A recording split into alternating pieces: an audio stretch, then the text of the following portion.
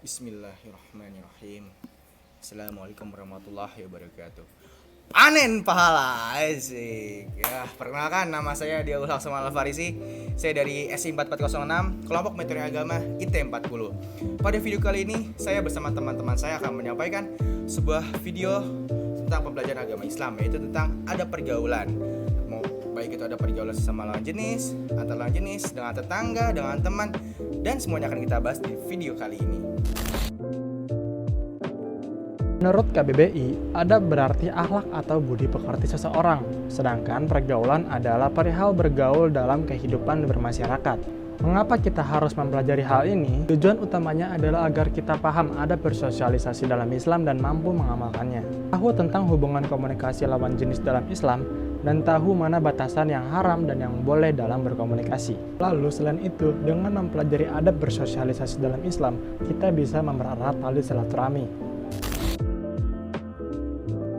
Oke, selanjutnya parameter keberhasilan atau sikap yang diharapkan setelah mempelajari bab ini. Yang pertama, menghormati yang lebih tua. Yang kedua, mengayomi yang lebih muda. Yang ketiga, menghindari yang namanya kholwat dan ikhtilat. Yang keempat, menjaga aurat. Nah, Allah Subhanahu wa Ta'ala berfirman dalam Quran Surat Al-Hujurat surat ke-49 ayat 13, yang artinya, wahai para manusia, sesungguhnya kami telah menciptakan kamu dari seorang laki-laki dan seorang perempuan, dan menjadikan kamu berbangsa-bangsa dan bersuku-suku, supaya kamu saling mengenal. Sesungguhnya orang yang paling mulia di antara kamu di sisi Allah adalah orang yang paling bertakwa di antara kamu. Sesungguhnya Allah Maha Mengetahui lagi Maha Mengenal. Nah, dari ayat ini dapat kita pahami bahwa semua manusia itu dianggap sama oleh Allah. Yang membedakan hanya satu, yaitu ketakwaannya. Dan biasanya orang yang paling bertakwa adalah orang yang beradab. Ya, sekarang saya akan menjelaskan tentang adab masa kini. Bicara tentang pergaulan sesungguhnya, berbicara tentang hubungan manusia dengan manusia lainnya. Manusia memiliki sifat tolong-menolong dan saling membutuhkan satu sama lain. Namun sayangnya, tidak semua manusia memahami bagaimana seharusnya adab-adab pergaulan yang baik antar sesama. Pada zaman sekarang, banyak akibat negatif akibat pergaulan yang salah. Contohnya yaitu pergaulan remaja melampaui batas, lalu kemudian kasus pelecehan, kemudian juga berbagai perilaku yang menyimpang. Hal ini disebabkan oleh pergaulan yang tidak dibentengi dengan iman yang kuat, sehingga mudah digoyangkan oleh pergaulan yang bersifat negatif. Adab dalam Islam. Pengertian adab adalah orang yang mengetahui tentang adab dan sopan santun yang telah ditentukan oleh agama Islam. Islam telah mengatur dalam Al-Quran aturan-aturan tentang pergaulan. Aturan-aturan ini bertujuan untuk menjaga manusia dari hal-hal yang negatif akibat salah pergaulan. Terdapat 5 norma adab dalam pergaulan, yaitu adab pergaulan antar lawan jenis, ada pergaulan tentang sesama jenis, ada pergaulan antar agama, ada pergaulan antar tetangga, dan ada pergaulan antar keluarga.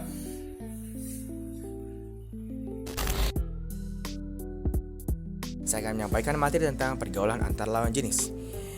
Sebelumnya saya akan mengutip surat Quran surat Al-Isra ayat 32, yang artinya adalah, dan janganlah kamu mendekati zina, karena zina sungguh perbuatan yang keji dan suatu jalan yang buruk. Fenomena pacaran zaman sekarang seperti menjadi hal yang lumrah atau wajar saja, atau mungkin wajib bagi sebagian orang dalam mengisi masa mudanya sebelum mereka menikah. Pacaran atau memiliki hubungan spesial dengan lawan jenis yang bukan mahramnya adalah suatu perbuatan yang buruk dan jelas hukumnya adalah haram. Mengapa demikian? Karena dengan adanya pacaran atau dengan kita melakukan pacaran, itulah jalan termudah bagi syaitan untuk menggoda kita melakukan perbuatan zina. Hubungan antara lelaki dan perempuan sebenarnya tidak dilarang secara mutlak oleh agama Islam. Apabila hubungan yang dilakukan tersebut bertujuan untuk berbuat kebajikan seperti tolong-menolong, berdiskusi, dan lainnya, masih diperbolehkan sebenarnya ya. Dengan catatan, hubungan tersebut harus sesuai dengan adab pergaulan antar lawan jenis yang diajarkan di dalam agama Islam.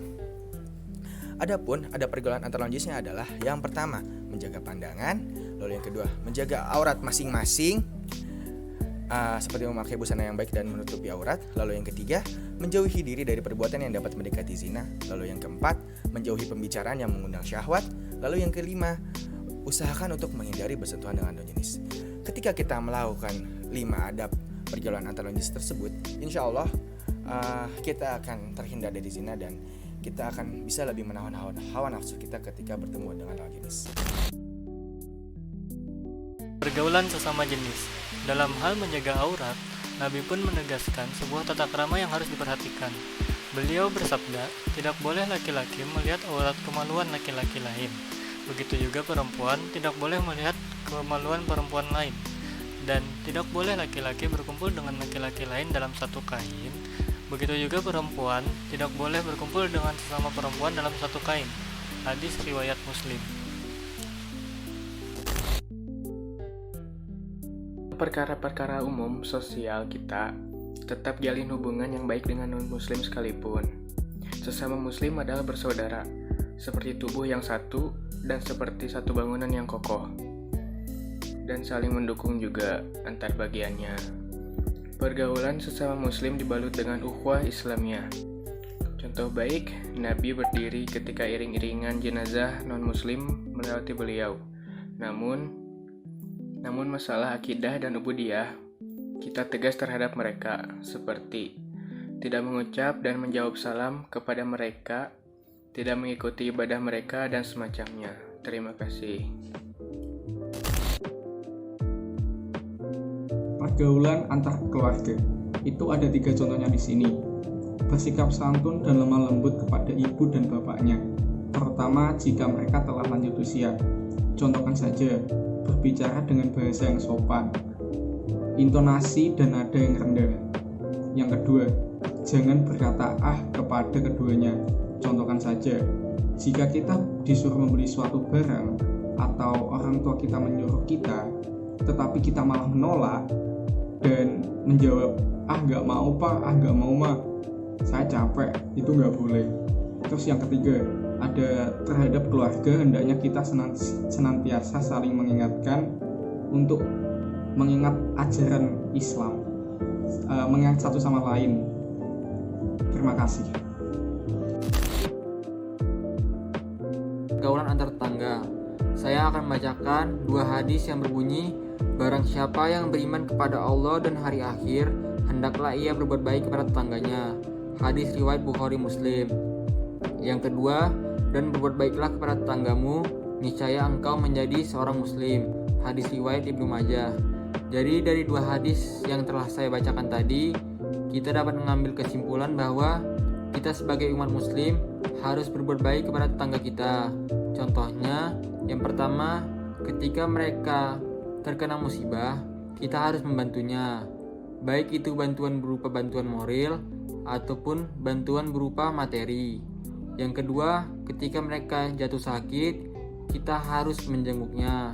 Yang ketiga, kita harus mendoakan atas kebaikan mereka. Sekian dari kami, kurang dan lebihnya mohon dimaafkan. Semoga setelah menonton video ini, kita semua mendapat banyak pelajaran. Assalamualaikum warahmatullahi wabarakatuh.